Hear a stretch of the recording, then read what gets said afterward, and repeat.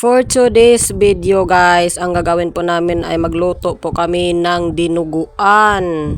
Kung nakikita nyo po guys, ay naglilinis po ako ng lamang loob ng baboy or pork. Ang ginagawa ko po dyan, linilinisan ko po yung bituka ng baboy. So ginaganyan ko po talaga guys, binabaliktad ko po ang bituka ng baboy para po malinisan natin ng mabuti. Kasi alam nyo naman guys, kapag bituka ng baboy ay napakadumi yan guys. So sa hindi po kumakain ng mga bituka ng baboy or dinuguan, pasintabi lang po sa inyo guys ha, kasi alam ko po talaga na hindi lahat ng tao ay kumakain ng dinuguan. Pero masarap po ang dinuguan guys kapag marunong kang magluto at kapag marunong ka ding maglinis ng mga ganyang lamang loob ng baboy. So ang gagawin nyo po guys, gaganyanin nyo po yung bituka ng baboy guys. Yan, babaliktadin natin, lagyan ng tubig para po papasok yung lamang loob sa ganyan guys, no, mapasokan ng tubig at magbaliktad guys para malinisan natin ng maayos.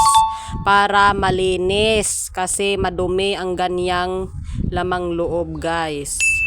At ang magluluto pala yan mamaya guys ay si partner. Siya lang po yung palulutuin ko ng ganyan kasi masarap siya magluto ng dinuguan. So siya lang po yung magluto yan mamayang gabi. Para po sa hapunan namin yan na ulam guys. At pwede din pagkabukas, pwede pa rin namin yan ulamin. At iinitin lang yan namin bukas kapag mayroong natira. Marami din yan guys kasi 2 kilo. Wow! Pagkatapos kong baliktadin ang mga bituka ng baboy guys ay himas-himasin ko din yan ng asin ng 2 beses guys para mabawasan yung kanyang lansa. So ayan na nga guys, hinimas-himas ko na ng asin guys. So ganyan yung kanyang kalabasan guys, bumubula-bula kasi yan po yung kanyang mga dumi. So ganyanin dapat natin guys para mas malinis pa guys. Yan na din ang isang paraan guys para mawala po ang lansa ng bituka ng baboy guys. Lagyan ng asin at kumutin. So ito na nga guys, ang excited moment, excited moment. So ayan na nga guys, inumpisahan na ni partner lutuin ang ating dinuguan guys. At don't worry guys, kasi nalinisan na po yan ng maayos bago lutuin. Hindi ko na na-video kanina guys, yung linaga ni partner yung mga lamang loob kasi mahaba ng video guys. At na full storage na po tayo guys. Kaya yan guys, dinisa na ni partner para mabango ang ating linuto. Ako si Boy Logro ah. TikTok. Lahat na din ah. Sino nga lugro? Sira si lugro?